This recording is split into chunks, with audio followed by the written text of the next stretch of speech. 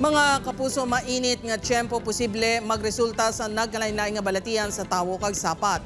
Cooling hub sa Iloilo City ginbuksan na subong nga adlaw.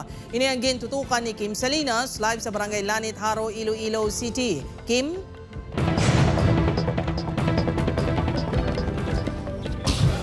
Jert, ginapaandaman kag ginapahalong sa otoridad ang publiko sa posible epekto sang pagkambyo sa tiyempo sa ikayong lawas, hindi lang sa mga tao kundi pati man sa mga kasapatan. Heat index ngayara na sa danger level sa sulod sa pila na kadlaw. Tapos buslan sang gulpiyada nga pagbubo sang ulan. Ang resulta, palamatian. Si Norman halin pa kuno sang nagligad si Mana nga nagalain ng pamatsag. Gabatsyag man gabatsyag ng galingin ulo ko, galain akong tingog. Di siya garton lang inom tubi.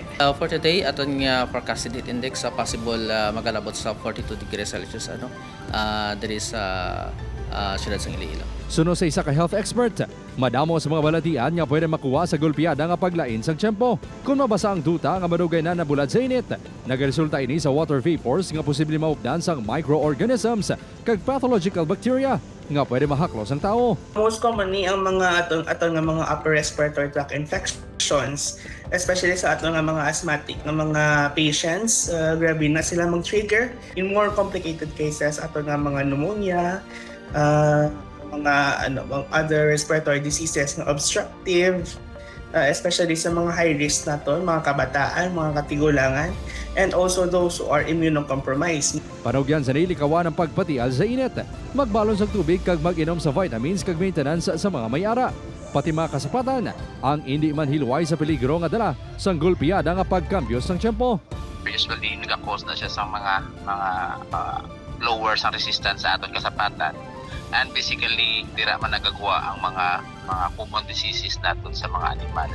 Lakip sa mga balatian nga pwede makuha sa mga kasapatan, amo ang hemorrhagic septicemia para sa mga baka kakarbawa. Sa poultry naman, sarang ang mga ini magsupres ang aratay o kung Newcastle disease. Gani kinahanglan kuno nga pabakunahan gid ang mga hinuptanan agud makalikaw sa pamalatian. Ginbuksan na subong adlaw ang duha ka cooling hub sa Iloilo City.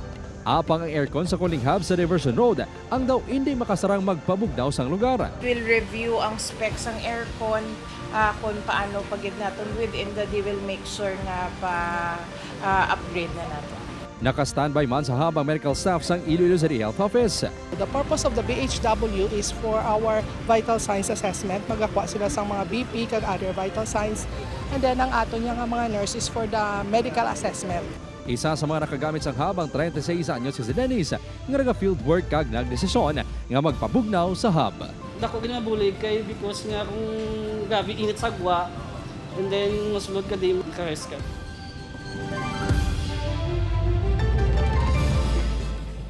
Jert, suno sa Provincial Veterinary Office, hindi luwas sa mga balitian ang mga hinuptanan nga ido kag kuring lakip na ang mga magagmay nga kasapatan. Gani panugyan sang opisina sa publiko nga siguraduhon gid nga may bastante nga tubig nga mainom ang mga hinuptanan kag may nagakaigo nga ventilation.